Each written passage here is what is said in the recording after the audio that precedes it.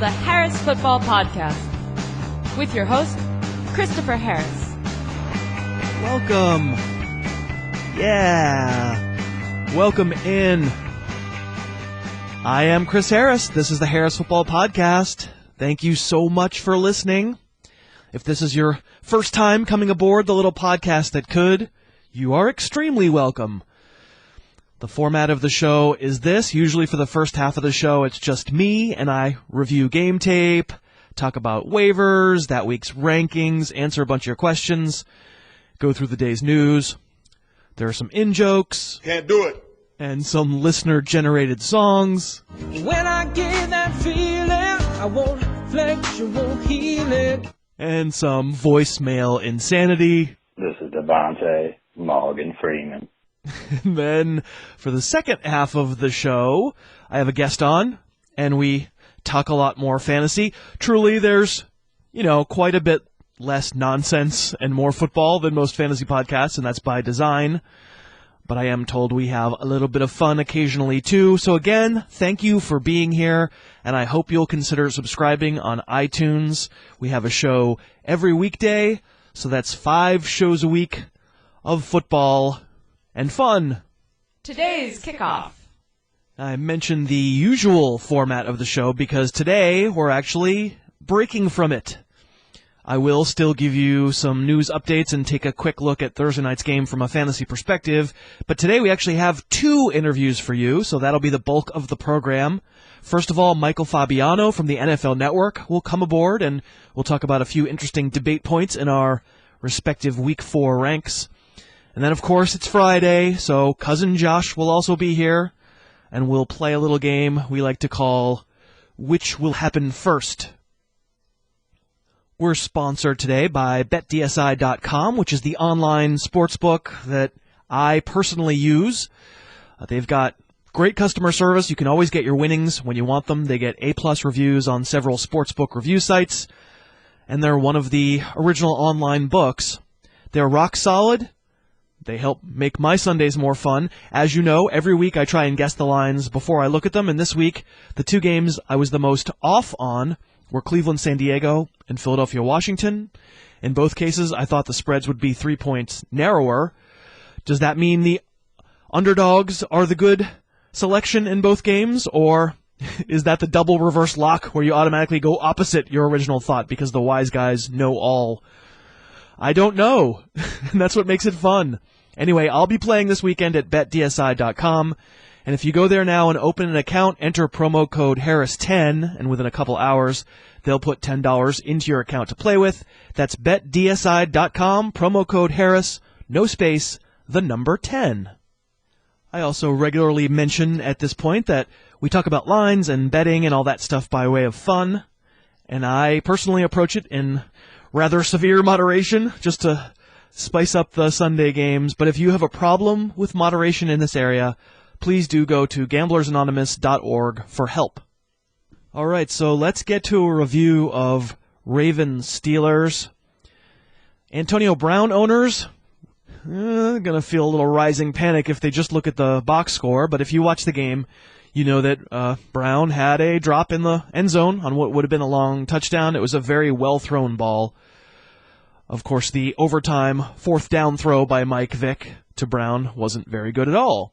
If it had been the Steelers probably would have won the game. It's a hard sell to say that Brown is as good a fantasy option with Vick under center, because the Steelers were more conservative in offense for sure, but it's an even harder sell to say you ever bench him or Le'Veon Bell. I went on ESPN Radio in Houston Thursday night and predicted a big game for Justin Forsett, so there you have it. I'm never wrong. Forsett, hey, listen, Thursday night, he had 2 long breakaway runs. They made his night. The Ravens' offensive line was obviously more cohesive. Steelers' defense did not play the run well. Their linebackers were kind of paranoid, and every draw, they were dropping back, taking the cheese. But listen, good job by Forsett. He took advantage. Really good rushing lanes by that offensive line. Looked a lot more like last year. Steve Smith. he was already on his way to a not great day after, I think he had a catch on the second drive of the game, and after that he was real quiet for a long time. But then he did have a catch in the second half, took a helmet in the back. He could barely walk off the field. Didn't go to the locker room, so, the assumption is that this is not a serious injury, but it was certainly a blow to Smitty's fantasy owners who'd grown accustomed to double-digit targets every game. Only 4 catches on 7 targets for Smith. It's unfortunate. I think as long as he's healthy, you probably go right back to him next week. We're sponsored today by DraftKings, and that presents me with a chance to talk about my DraftKings lineup for Week 4. I'm playing in a room with 150 Harris Football fans and listeners. My username is KidCentrifuge. And I couldn't resist the expensive receivers for the week. I indulged in Julio Jones, A.J. Green, and Randall Cobb. Of course, at DraftKings, you have to work with a salary cap, so if you spend big for those 3 guys, you work with a budget everywhere else. You can play any week you want. Leave it alone weeks when you're busy. Fantasy football on demand. Plus, they have all kinds of games. They've got the Millionaire Maker you hear so much about, and obviously with a big reward like that, your odds of winning are mighty slim. And then they've got smaller contests with much better odds, which are the ones I tend to play. Anyway, I do play every week. I have fun with it. I think you will too. Go to DraftKings.com and use promo code Harris, and you'll get a free game to try it out. That's DraftKings.com, promo code Harris. Injury news. So here's a look at the news before we get to our first guest. I took Deshaun Jackson out of my ranks. He's not playing this week. He might not even be that close for Week 5. Pierre Garçon went a little higher on my receiver list as a result. You can see those ranks. www.harrisfootball.com/ranks. Andrew Luck. He's going to be a huge story for this weekend. Adam Schefter reports there's a legit chance Luck's shoulder could actually keep him out of Sunday's game, which is kind of scary because if you listen to my film review earlier in the week, I talked about Luck's passes not looking the same, being underthrown, etc. I certainly don't have better sources than my pal Shefty, so this is real, and you have to have a contingency ready. If Luck's active, though, I do think you use him.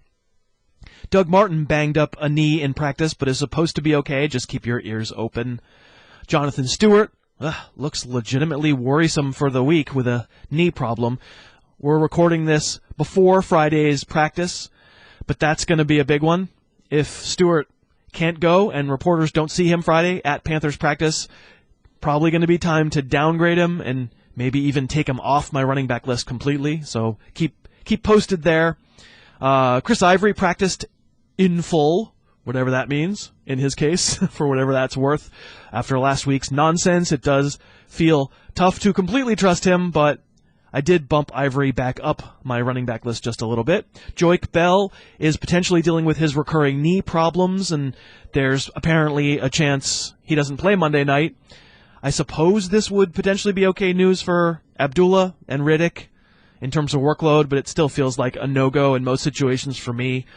The Lions' line has been bad enough that I'm willing to miss Abdullah's first good game with him on my bench.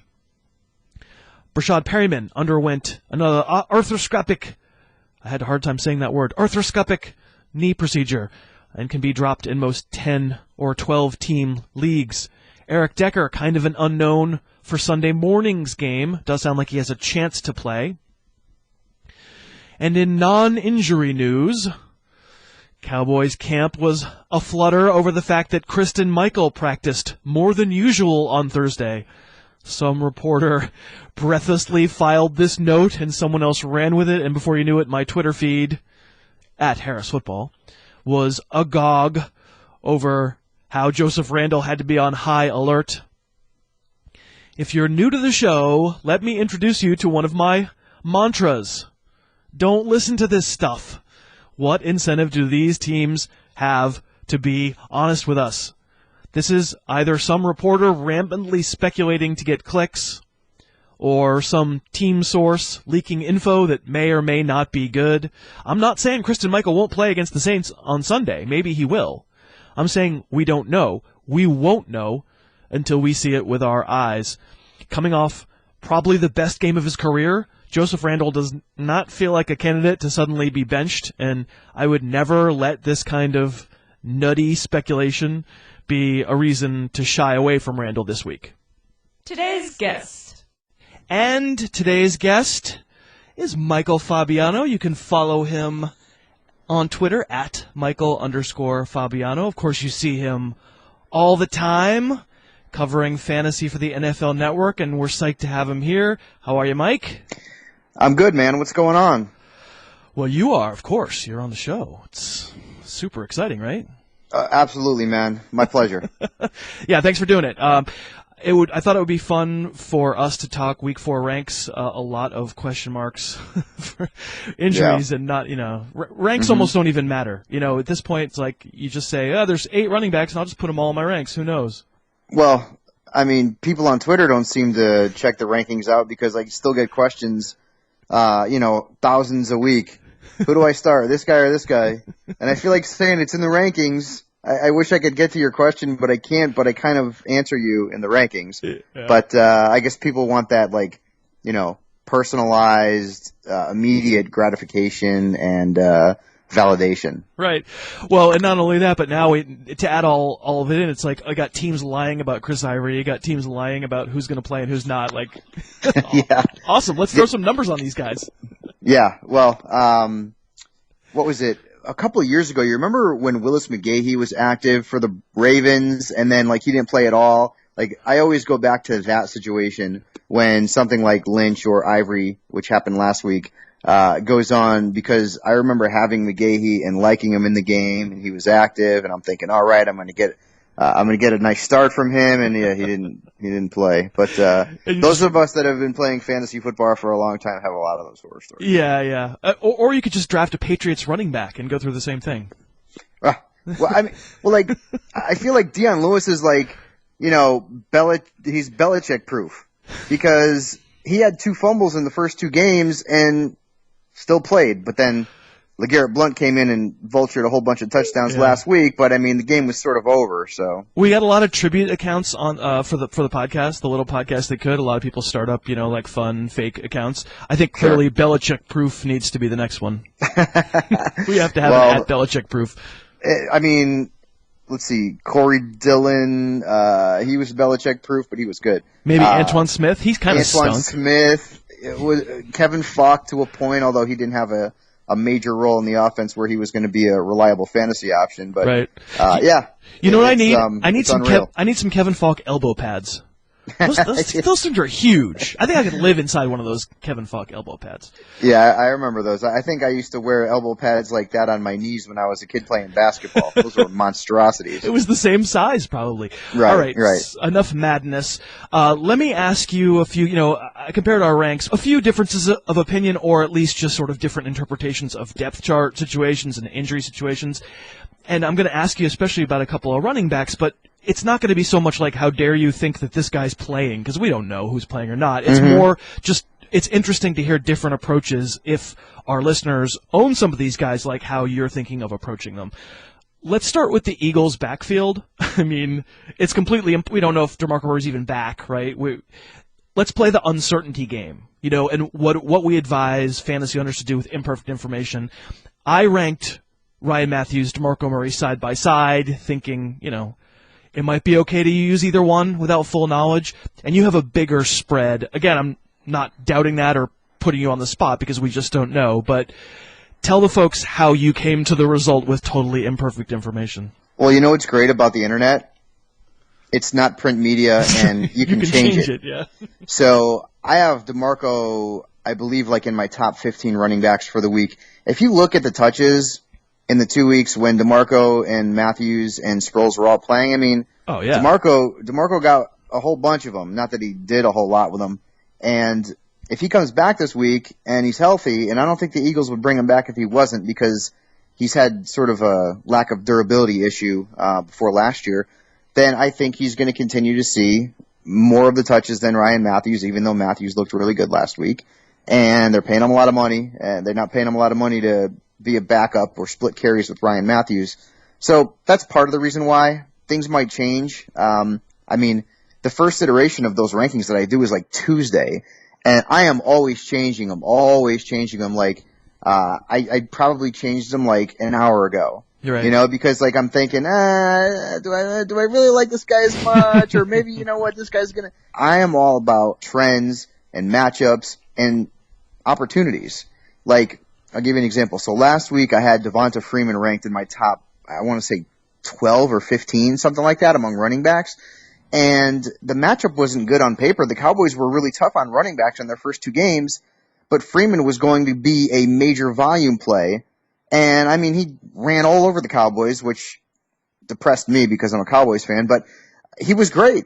I didn't expect 3 touchdowns. I'm not going to sit here and tell you I did, because I didn't, but I expected him to have a good game where he deserved to be an RB2. And the same is going to go for Carlos Williams. He's in my top 10 this week. Touchdown in each of his first 3 games. McCoy likely to be on the sidelines. And just based on volume, I mean, it's volume plus matchup. The Giants aren't good against the run. They've given up an average of, over 21 fantasy points a game to running back. So I like Williams. And a lot of times there's a drop in talent from the starter to the backup. I mean, that's why they're on the depth chart the way that they are. But opportunities can a lot of times close the gap a little bit. I'll give you an example. So in week 1, Seattle was playing St. Louis, and Todd Gurley wasn't going to play, and Trey Mason wasn't going to play. And I told people that Benny Cunningham was a really good PPR flex, and even a standard league flex. And Benny Cunningham's not as talented as those other 2 guys, but he still scored double-digit fantasy points. Why? Because opportunity was there. So that's a big part of what I look at when I do rankings. All right, so let's move on to Seattle. You already mentioned Lynch, and you know, you ranked him. Who cares about the rankings? It doesn't matter. Like you said, it's not written in ink. The whole exercise of ranking almost isn't worth worrying about from our point of view, because we don't know what's up with his hamstring. But if you're ranking Lynch, is your advice Thomas Rawls, that if you're going to go into Monday night with Lynch, that if Thomas Rawls were there and Lynch weren't, that the opportunity, like you just talked about, in your mind would be so strong for Rawls that he would be a cool substitute for Lynch? Right. So, number one, if you own Marshawn Lynch and you don't have Thomas Rawls, you can't play Marshawn Lynch this week unless you have somebody going on Detroit's side of the ball. Maybe you have, Amir Abdullah or Theo Riddick or someone like that. But even then, I don't know if you want to do that. So hopefully you picked up Thomas Rawls. I have Marshawn in one of my leagues, and I picked him up, and it's a tough decision because of the Monday night scenario. But I also have a source that's really close to the Seahawks who told me that he was really surprised that Lynch was active and didn't really play last week because Lynch typically grits those games out. And that to him signaled that maybe something was up with beast mode. And he also told me that you need to have Thomas Rawls on your fantasy team if you have Lynch. So he was thinking the same way as I was and you are and a lot of fantasy analysts out there. So bottom line here is that I believe I have Lynch in my top 12 right now. We'll find out what happens tomorrow. If he doesn't practice, he probably is going to drop, and Thomas Rawls will move up, and you go from there. But, I mean, every roster is different. If you've got depth at running back, like if you've got, for example, this week, say you have Jamal Charles, you have in that league that I'm talking about, I have Jamal Charles, I have Devonta Freeman, and then I have Lynch. So I made a trade. That's how I got Lynch and Charles on the same team. So I have Lynch on my flex, and I have Rawls, so I'm just going to sit back and wait. But if you had, say, Lynch was your first-round pick, maybe in the third round you drafted another running back, maybe Latavius Murray, and then you grabbed Devonta Freeman late, well, in that case, I'm sitting Lynch because I've got 2 guys that I kind of like. Sure. But if your backfield's not as deep, well, then maybe you're going to roll the dice with Lynch, and if he can't go, you need to have Thomas Rawls backing him up. Yeah, I mean, I have some concerns. I've said this in the show earlier. I have some concerns about Fred Jackson being there, even though I totally acknowledge that Rawls was the first guy when Lynch didn't start the game, right? Lynch was, and they like him too. They like Rawls a lot. So yes, and I'm with you. But I think to myself, all right, well, in a game where they know Lynch isn't going to play, and they don't want to maybe put and it's Monday Night Football, and they don't want to put the entire load on the kids' shoulders. Sure, Maybe sure. they start out with Fred Jackson and see how that goes. And I have some trepidation about using any Seahawks running back this week. And we both know the fantasy gods are cruel, right? Right. The moment you think you've got it fixed out. Yeah, any chance they get to kick us, that's exactly what they'll do. So one more backfield. Let me get you on the Cardinals because we flipped our guys. I have Ellington ranked as though we both have them ranked as though they're going to play. Again, let's just assume for the moment, let's not even worry about our ranks because they're not even worth the pixels that they're written with. But if you're somebody who owns both Cardinals running backs and we're going into the late game against the Rams on Sunday, you seem to think, I think even if Ellington's active, I'm going to play Chris Johnson, and I kind of think the opposite. Take me through. I mean, Johnson looked great last week. Is that what this is primarily about? Well, the matchup also, and Bruce Arians likes to lean on his veterans.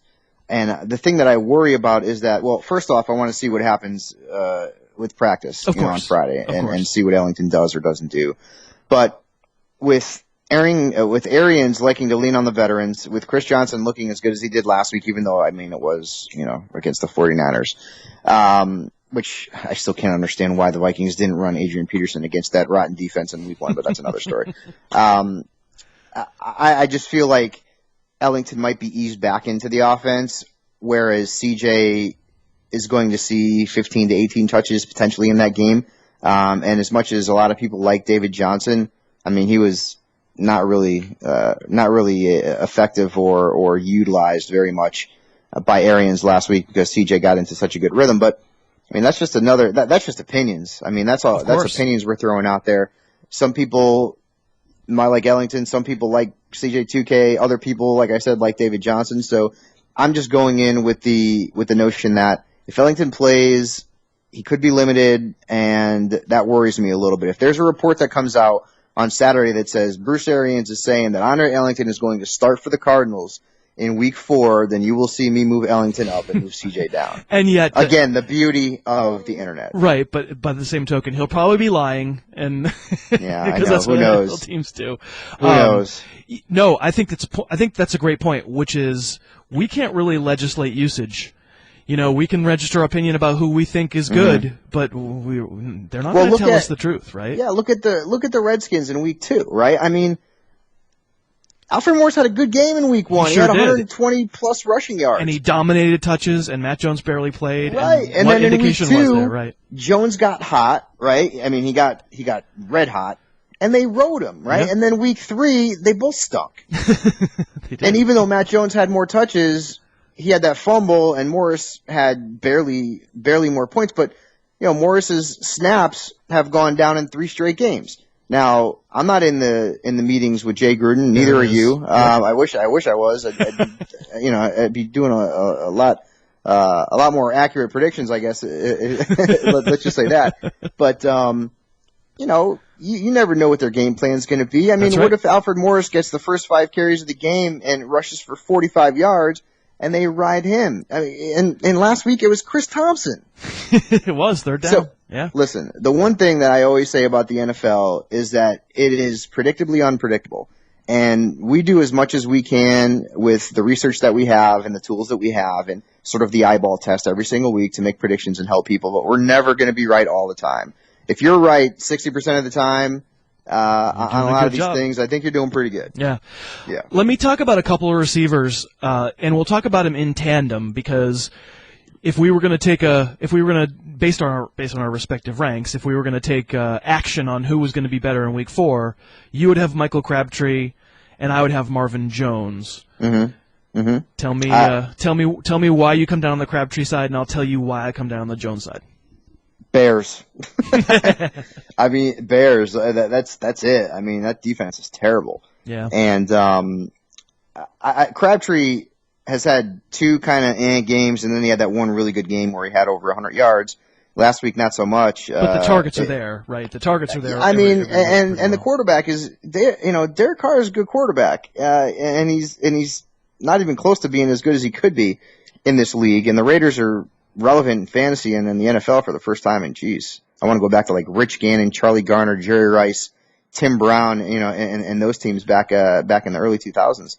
But it's quarterback, it's targets, it's matchup. Marvin Jones has been great for the last 2 weeks. I also, unless you're like an elite player, or a player who we know has a track record, a lot of times I kind of feel like, it's kind of like Murphy's Law. He's had 2 good games in a row. Is he going to really do it again?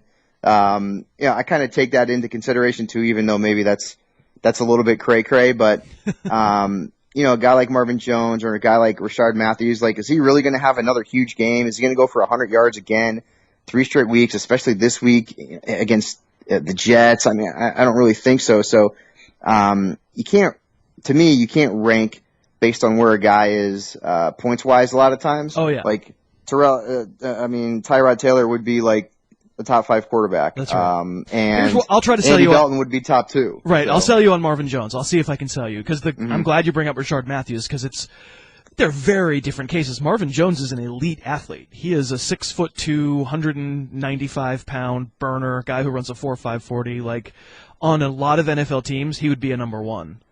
And he's not on a lot of NFL teams. He's got AJ Green there, and he's got Andy Dalton there, and you never know when the next Andy Dalton stinker's coming. But I'll see your Bears defense, and I'll raise you a Chiefs secondary that just lost. It's number 2 corner that even close to being any good. Marcus Peters looks great on one side, but you saw Aaron Rodgers just take that secondary apart.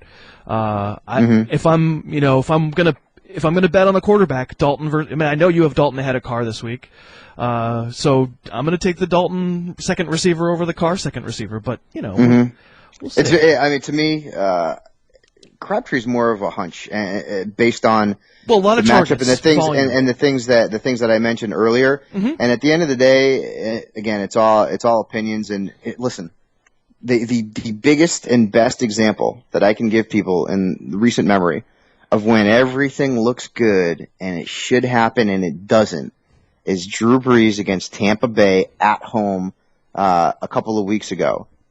Everyone had him ranked number 1 at quarterback. Maybe you did and I did. He killed the Buccaneers historically, especially at home, and he stunk it up. Yeah. Okay, and maybe it wasn't his fault. Maybe it was. Regardless, at the end of the day, fantasy fans don't care. They just want to see the points. So, what do they say about the best laid plans? I mean, so Jones, we can all argue basically anything. You can twist and turn the numbers to make it look like it's a great play if that's the opinion that you have. At the end of the day, a lot of it is, you know what? It's luck. Part of it is luck, for sure. Part of it is luck, but another part of it is, you know what? I mean, sometimes the game doesn't go the way we think it's going to go, right? Breeze was not lighting things up, and the Buccaneers ended up being ahead in that game. And even though Breeze had to throw the ball to try and erase a deficit, things didn't happen the way that we thought. I mean, there's games where you'll see a defensive score and a special team score for a defense that maybe wasn't projected to be very successful from a fantasy perspective, but boom, there you go. All of a sudden, that defense and special teams has 12 points or more, and people are like, man, you told me to start the Seahawks defense over this one. Like, really? Seriously? How do you predict defensive and special teams touchdowns? You can sort of look at turnovers a little bit, takeaways, but I mean, game scenarios, are a big reason why players score or don't score points. Like, you can't predict game flow. I say it all all the time. You can't predict game flow. Right. You might love a running back in a game. You might have the best matchup in the world. Okay. Sure. If his team gets down, 21-0 in the first half, he's not going to see the ball. Like Doug Martin, that happened to him early in the year with Tennessee. Like they don't have a good run defense, but Martin wasn't going to see any touches because they were the way the game went. Right. 2 pick sixes. Yeah. Right. Exactly. It is game flow. Well, we'll see how the game flow goes between Crabtree and Jones. I think we officially have a gentleman's bet for Week 4. There you go. We'll see how it goes. Yeah. Hey, Mike, thanks for doing this. It was really fun to catch up with you. I hope folks will follow you, and a lot of people do follow you, but, we have a lot of followers in common, but hopefully we get more after our crossover special here. Follow Mike on Twitter, @Michael_Fabiano. We didn't even mention Tristan. Oh, yeah. We got to bring up Tristan. We got to give a shout out to Tristan Cockcroft. Well, I'm not allowed to mention those guys anymore. It's ESPN. I'm not. Can I even say those 4 letters? I love Tristan, man. Like me and Tristan, we actually broke into the industry at the same time at Sportsline, vying for the same job, and it was one. And I mean, we're both blessed that Sportsline figured they couldn't pick between the two of us, so they hired both of us. And now you guys are best friends, basically. And like he's one of my best buddies. Yeah. He is by far and away the fantasy analyst with the biggest head in the entire industry. It's amazing. It has its own weather system. I mean, he's got a cantaloupe up there. I'll tell you right now. I mean, that thing is huge. Now you got to get him to listen to this. You got to tell him you're on. I'll text him. Yeah, I mean, he's that kid's always busy too. Between baseball and then running into football, he's got 2 young kids and a wife. So it's true. He's pretty busy. I mean, we keep in touch quite a bit, especially because we're both like diehard Yankee fans. And the Yankees clinched a playoff berth, which is nice. I didn't expect that, but yeah, definitely a shout out to Tristan, who's one of the best guys in the business, not only for his mind, but for his heart. He's and just his cranial capacity. Well, yeah, I mean, yeah, you can't fit a hat on that kid's head. It's huge. All right, Mike, thanks for doing it, buddy. All right, bro. Later. Hey, it's me, Solo again. I figured I'd jump in here quickly and remind you that Sunday, an hour before the early kickoffs, that's noon Eastern, I'll be hosting a live streaming video Q&A where I'll answer your lineup questions. It's fun. A lot of people have been attending. There's trivia where you can win fun prizes that might include a Skype session with me or some swag. Plus, I'll get you ready for kickoff of Week 4. Go to harrisfootball.com/videos for more info, and I'll see you there, or you'll see me there, I guess. I don't really see you. That would be weird. Anyway, hope you will join in the fun. It's fun on Sundays. Today's guest. And the second guest, the special bonus guest, actually, he's not the bonus guest because he's always on Friday. He's Cousin Josh. Follow him on Twitter @DetectiveFish, FISCH. Cousin Josh, how you doing, buddy? I'm doing well. What's going on, Cousin Chris? You start calling me Cousin Chris. So before we get started, I want to play you the latest user-submitted song that is so much a tribute to you and your turn of phrase that is sweeping the nation. You ready from Samoan football? You ready to hear this thing? I'm ready. All right, here we go.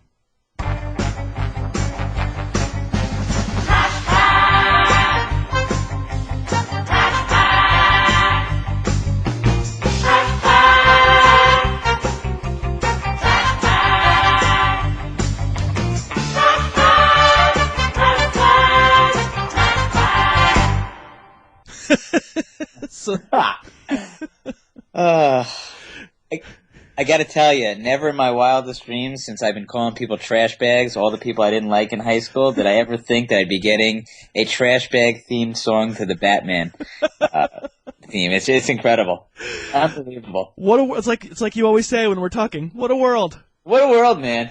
This earth is something else. This earth is something else. It's true. This earth is something else. All right, Cousin Josh. So what we thought we would do today is have a little fun and look into the future with our crystal ball, and that is to do sort of an either-or. I've got some either-or questions for you that I think will, we're trying to inform people's future fantasy decisions, but also have a little fun. And then you've got some either-ors that I have no idea what they are, but I'm sure they are, in typical Cousin Josh fashion, completely outrageous. Sure. I mean, it's like you said, kind of looking into the future. Which of these would you do first? What might happen first? With a little bit of the Josh flair to it. We're now referring to it as the Josh Flair. How is that not a Twitter handle? I think by tomorrow morning it might be.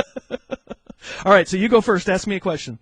Okay, so first up, forget about the matchup. Which of these QBs would you start first if your fantasy hopes depended on it. Derek Carr, Tyrod Taylor, Blake Bortles, or Paul Blake from Necessary Roughness. So you got Derek Carr, Tyrod Taylor, Blake Bortles, or Paul Blake from Necessary Roughness. So I have to admit never to have seen Necessary Roughness in any. Chris. Shame on me. What's funny is like I did a similar question that I'll ask you right after. That's just two of the same names. Okay. I'm gonna say the answer is Tyrod Taylor, begging him to please run a little bit. But I wouldn't. Yeah, I think I'm going with the same one for exactly what you just said. Yeah. I'll take Tyrod Taylor. Keep my fingers crossed he runs for 40 or 50. I mean, I'm close on Derek Carr. No. Again, All right, so let me ask you. Go. Well, my question is, so I have obviously the less silly formation of the same question, which is, which quarterback's bubble is going to burst first, Tyrod Taylor or Derek Carr? I think it's Derek Carr. I trust Buffalo a little bit more right now. I think the team's in a little bit better shape. I think a lot of Derek Carr's points have come in, favorable fantasy matchups. So I think, again, I would probably take the legs of Tyrod Taylor if you can get that 40 to 50 rush yards per game. And then he doesn't really need to do much, throw a TD or so and throw 200 yards. But here's the thing. Like, you realize that a lot of our listeners right now are going, what's wrong with Tyrod Taylor? Why aren't you guys viewing him as a top 10 quarterback the rest of the way? He's Cam Newton, Chris. He's not. He's not. He doesn't run. He doesn't run. I don't know, man. Are you, if you were ranking quarterbacks right now, Tyrod Taylor clearly in the top 10? For this week, I think he's around 10. No, I'm talking for the rest of the season. No way. Definitely not. I mean, for the rest of the season, Tannehill. Yeah, I'm taking Tannehill over him. I think I'm Rivers, taking guys. Stafford. I feel comfortable with that. I'm not going to let this guy implode my team. I feel like instead of using Paul Blake, I should have said like Joe Kane from the program. Yeah, no, sorry. That probably wouldn't have worked either. No, I guess I'm not. These are sports movies, I guess. Yeah, back in the day. Yeah, a little before your time. Before my time. I remember when you were born. All right, so go ahead. What's your next question? All right, this one's a little bit more fun. Which of these would you do first? Sit Calvin Johnson, sit Andrew Luck, or babysit for my mother's dog Cassidy? All right, a little insight on Aunt Nora's dog, Cassidy. An insane dog of the likes of which have never been seen on the planet. Very nice. Lets you scratch for a while and then goes insane when you scratch him. And if you lock him outside a door, he will eat through the door. He has eaten through doors, wood doors. And just for clarification, his name's Cassidy, but it's a guy, so Cassidy the guy.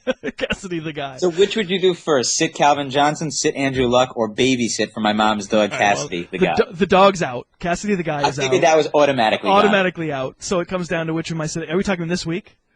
Just in general, what do you think you would do first this fantasy season? Sit Calvin Johnson or sit Andrew Luck? I've already talked in the show about all of a sudden Adam Schefter reporting that Andrew Luck's shoulder injury might be real and he might really miss week 4, which, I was telling folks on Thursday night in the I think I Cam in the video that we did that I thought it was no problem that Luck would play no problem. I guess I'll say because quarterbacks are easier to come by. I guess I'll say sit Andrew Luck. Yeah, I agree. Even if he was healthy, I could see myself in a situation in a tough matchup where if I had a guy like Carson Palmer in a great matchup, maybe I would sit Luck. It's so tough to do it, but I can't see myself ever sitting Calvin Johnson. Like you said, I think wide receivers are a bit more scarce than quarterbacks. Yeah. But I'm with you. I wouldn't even babysit my mom's dog. And you have. To be clear, you have done it. That's why I don't go home. All right, I'm glad your mom doesn't listen to the show. Who gets benched first by his NFL team? C.J. Anderson or DeMarco Murray? I'm going C.J. Anderson, and the reason why is just pretty much I feel like Denver running backs now are cursed after watching Monte Ball last year, picking him in the first round. C.J. Anderson. I'll be honest, I'm shocked right now because he looked so great in that second half of last year. His yards after contact, he was so good. I I thought there was a chance he could bust. I think a lot of it has to do with the offensive line right now. It's weird, though, when you see Ronnie Hillman come in and, picking up yards pretty easily. Nah, I think that's overstated. I wrote a big piece for Vice Sports that's going to be on their website on Friday. So I did film study of the Broncos running game, first 3 games, and I took some animated GIFs of their offensive line from the Detroit game, and it's not good. It's not. They're making a lot of mistakes on the offensive line. Well, I got a similar question. I feel like I should lead off on that because it has Ronnie Hillman in it. So I'll kind of throw this back at you. So which of these happens first? Matt Jones supplants Alfred Morris, Ronnie Hillman supplants C.J. Anderson, or your boy LeGarrette Blount supplants Deion Lewis as the better fantasy option? Well, I think I thought for sure that the third option was going to be or cousin Josh supplants Chris Harris as the host of the By the way, it's so funny you say that. I was actually like, do I throw that in there, that exact thing, or I supplant you as the host of this?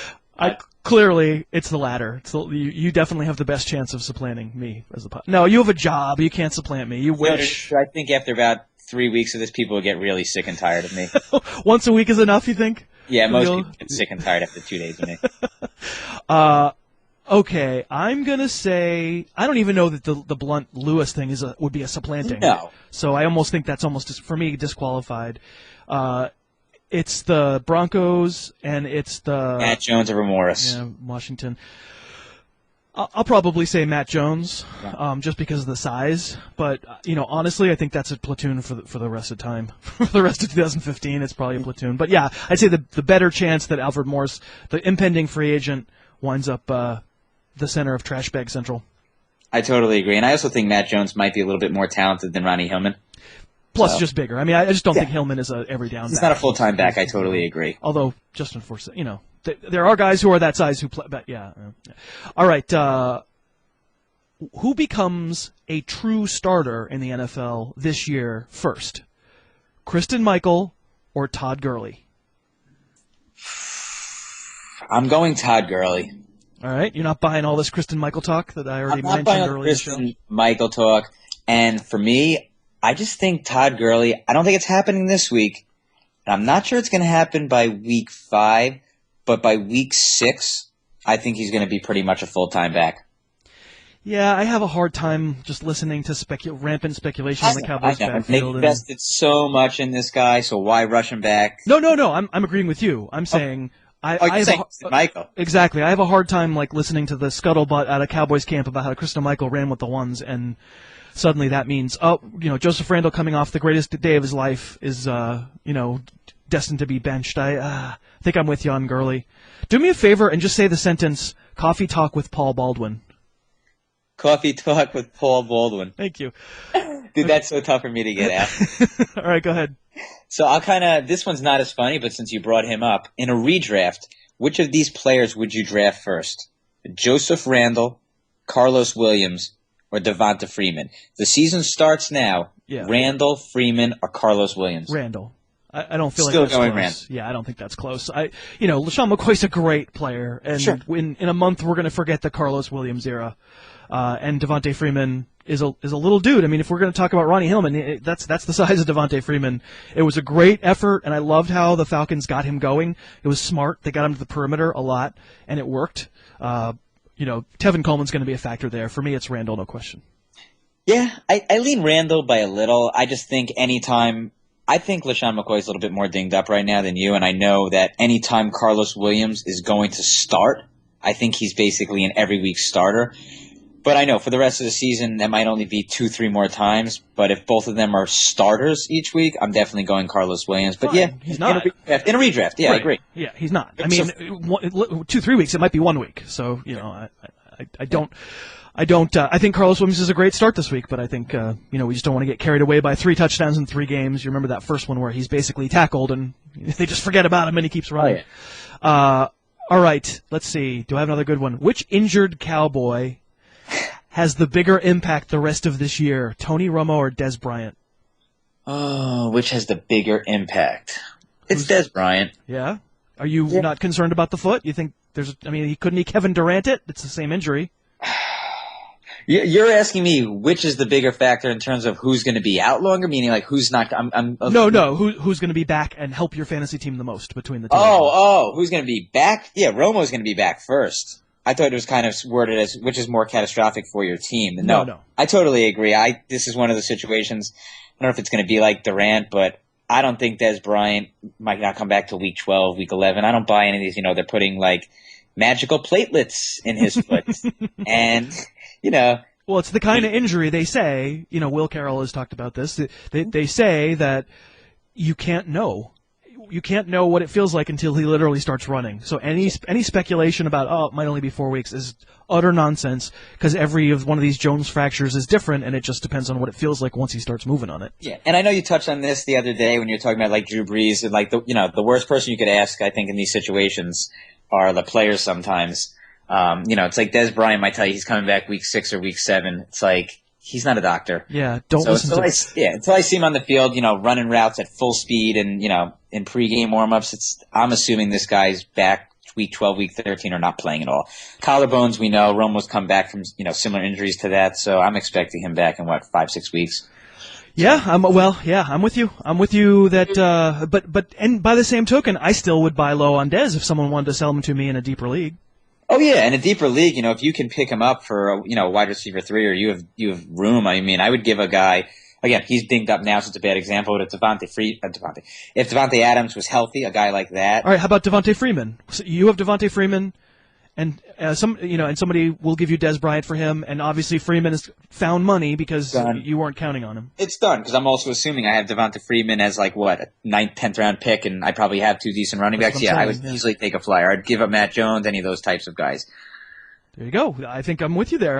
It's worth taking the chance because if and the chance that Des comes back early, it could completely alter your team. You're clearly not wanting to trade anybody that you're definitely starting, but a bench guy who's overperformed so far, I think I'm with you there.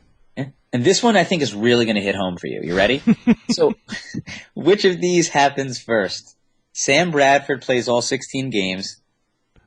Andy Dalton leads your fantasy team to a title. Or M. Night Shyamalan makes another great movie.